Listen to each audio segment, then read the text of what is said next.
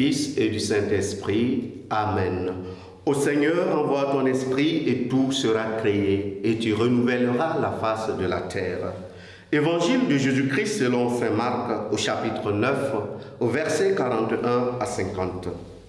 En ce temps-là, Jésus disait à ses disciples, « Celui qui vous donnera un verre d'eau au nom de votre appartenance au Christ, Amen, je vous le dis, il ne restera pas sans récompense.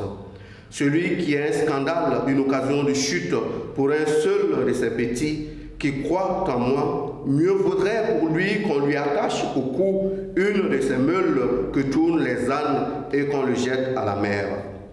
Et si ta main est pour toi une occasion de chute, coupe-la.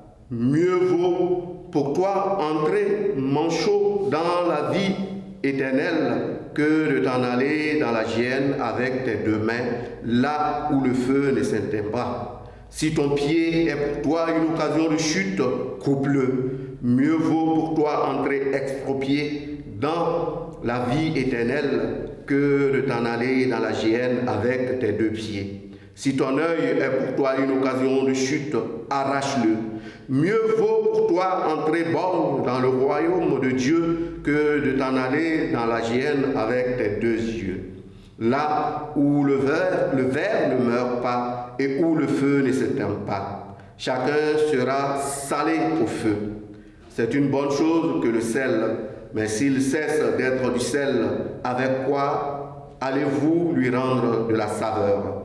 Ayez du sel en vous-même et vivez en paix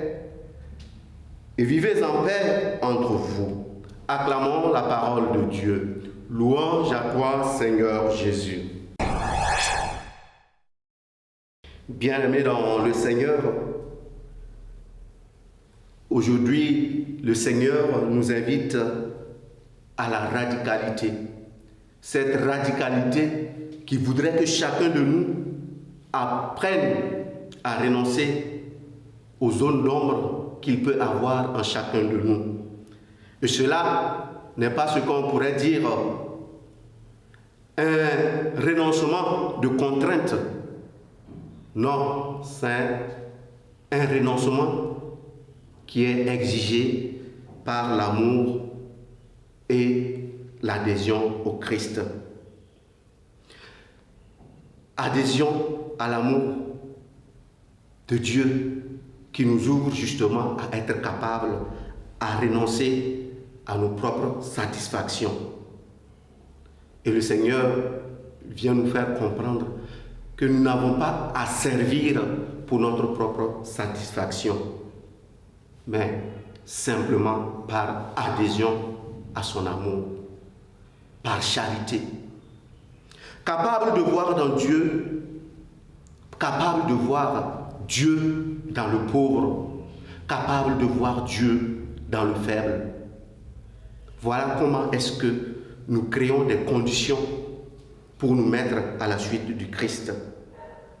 Et le Seigneur nous met en garde que tous ceux qui œuvrent contre la charité, tous ceux qui cultivent la haine de l'autre, eh bien, sont en train de œuvrer pour leur propre condamnation. En cette journée, nous allons demander au Seigneur qu'il nous donne le courage et la force de renoncer à tout ce qui constitue des obstacles en nous, afin que nous puissions nous ouvrir à lui.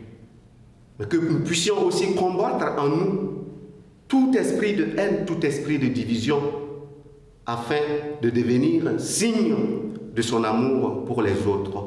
Loué soit Jésus-Christ.